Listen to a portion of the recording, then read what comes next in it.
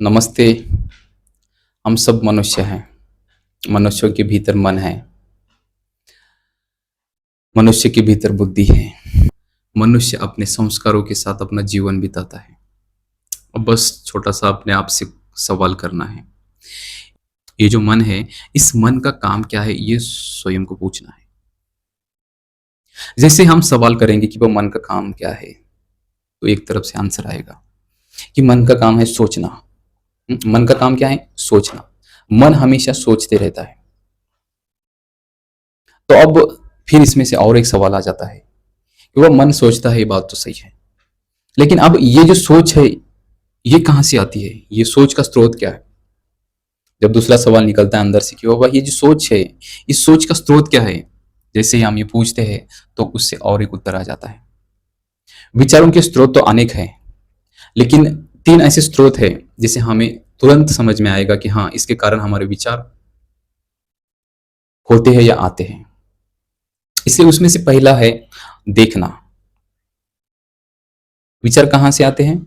जो देखते हैं, उसके बारे में हम सोचने लगते हैं।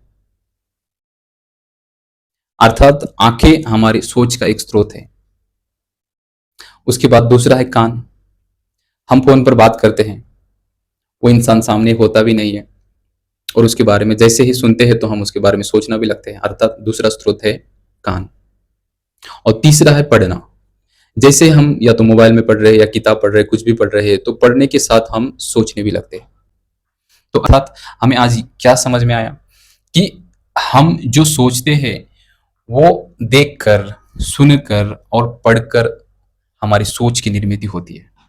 अब हमें यहाँ पर थोड़ा-सा खुद पर ध्यान देने की ज़रूरत है।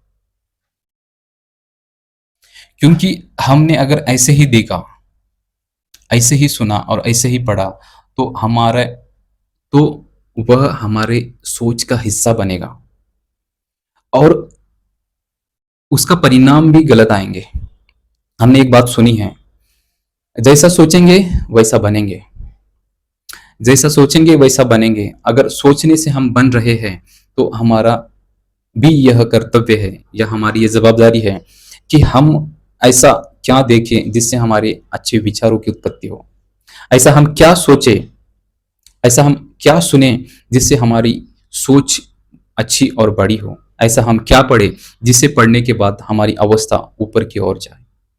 इसलिए कुछ भी देखने से, कुछ भी सुनने से, कुछ भी पढ़ने से पहले थोड़ा-सा ध्यान से चुनना ज़रूरी है, और वो चुनने का काम करती है बुद्धि। इसलिए बुद्धि भी तभी सही निर्णय ले सकती है जब उस बुद्धि में सत्य ज्ञान का परिचय हो। अगर उस बुद्धि में अगर सत्य ज्ञान ही ना हो, तो उसके द्वारा भी लिए गए निर्णय गलत हो सकते हैं। इसलिए अगर अपने बुद्धि को अच्छा रखना है, अपने मन को नियंत्रित रखना है, तो उस बुद्धि में सत्वप्रधानता होनी ज़रूरी है। उस बुद्धि में सत्य ज्ञान का होना ज़रूरी है। उस बुद्धि में आत्मज्ञान की ज़रूरत है। इसलिए जितना हम उस बुद्धि को अच्छी बातों में भरेंगे, वो बुद्धि उतना ही अच्छा निर्णय लेगी।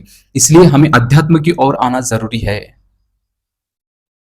बिना आत्मज्ञान के या बिना अच्छे ज्ञान के हम अच्छा जीवन जी नहीं सकते। आज हम कुछ भी बन रहे हैं, कोई कुछ बन रहा है, कोई कुछ बन रहा है। कुछ भी बनेंगे तो भी क्या होगा? अगर मेरे भीतर अगर सत्प्रधानता नहीं है, मेरे भीतर अगर आत्मज्ञान नहीं है, मेरे भीतर अगर अच्छाई नहीं है, मेरे भीतर अगर सच्चाई नहीं है, अगर मैं अपने आप को नहीं जानता हूँ, तो जो भी बना हूँ, जो भी प्राप्त किया है, वो मेरे लिए व्यर्थ है। मैं वो एग्ज़ाम के लिए मैं आपके लिए एक उदाहरण के लिए बताता हूँ। रावण है, दुर्योधन है, हिरण्यकश्यप है। इनके पास पैसा था, पद था, पोज़ीशन थी, सब कुछ था, किंतु धर्म नहीं था, किंतु आत्मज्ञान नहीं था। अगर आत्मज्ञान था, फिर भी उन्होंने उसका उपयोग नहीं किया।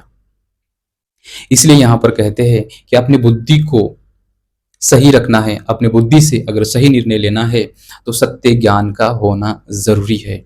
इसलिए हमें इस दुनिया को अच्छा बनाना है, इस समाज को अच्छा बनाना है, अपने आप को अच्छा बनाना है, तो आत्मज्ञान की ज़रूरत है।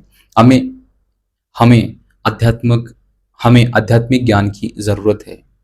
अध्यात्म हर एक के लिए अनिवार्य है। इसे मिस मत करिए। हम उस ही अध्यात्म को जानते हैं जिस अध्यात्म को हमने पूरी तरह से समझा नहीं है।